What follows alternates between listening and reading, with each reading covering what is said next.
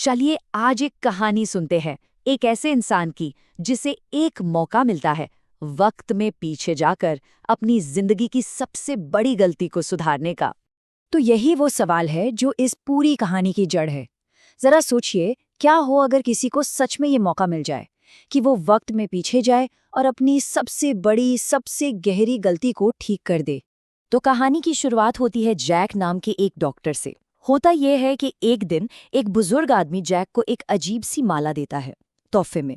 इसमें कुछ कैप्सूल लगे हुए हैं और ये तोहफा इसलिए क्योंकि जैक ने उस आदमी के बच्चे की जान बचाई थी। अब कहानी कई साल आगे बढ़ती है। जैक अब बूढ़ा हो चुका है और उसे एक बहुत बुरी खबर मिलती है। उसे पता चलता है कि उसे फेफड़ों का कैंसर है और डॉक्टर कहते हैं कि उसके पास जीने के लिए बस 6 महीने बचे हैं। और तभी जैक को उस पुरानी माला और उन कैप्सूल्स की याद आती है। उसे जल्दी पता चल जाता है कि ये कोई मामूली कैप्सूल्स नहीं है, ये तो जादुई है।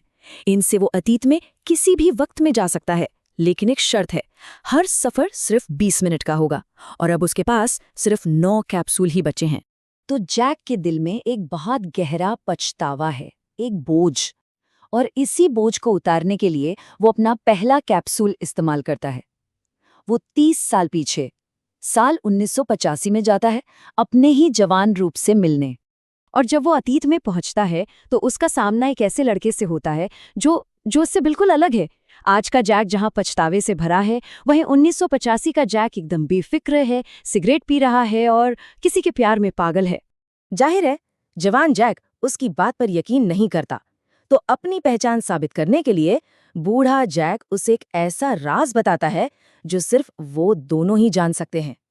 वो कहता है, तुम्हारे सिर पर जो निशान है वो तुम्हारे पिता से मिला था। और ये सुनते ही जवान जैक के होश उड़ जाते हैं।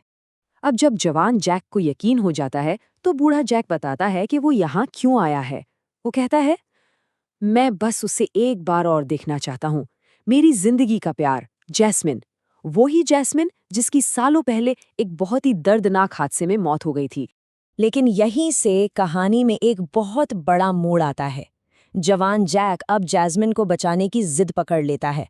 वो जुनूनी हो जाता है और यही जुनून बूढ़े जैक को ये बताने पर मजबूर कर देता है कि अगर उसने ऐसा किया तो उसके नतीजे कितने भयानक होंगे। वो उसे बटरफ्लाई इफेक्ट के बारे में बताता है कि अगर अतीत में एक छोटी सी चीज भी बदली तो भविष्य पूरी तरह बदल सकता है। बूढ़ा जैक समझाता है कि जैस्मिन की मौत के बाद उसकी जिंदगी में एक और औरत आई और उनकी एक बेटी हुई, जॉय। तो अब सवाल ये था, जैस्मिन को बचाने का मतलब है अपनी ही बेटी के वजूद को मिटा देना?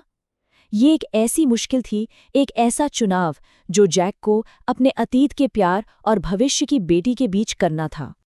अब बूढ़ा जैक पूरी तरह से बेबस महसूस करता है।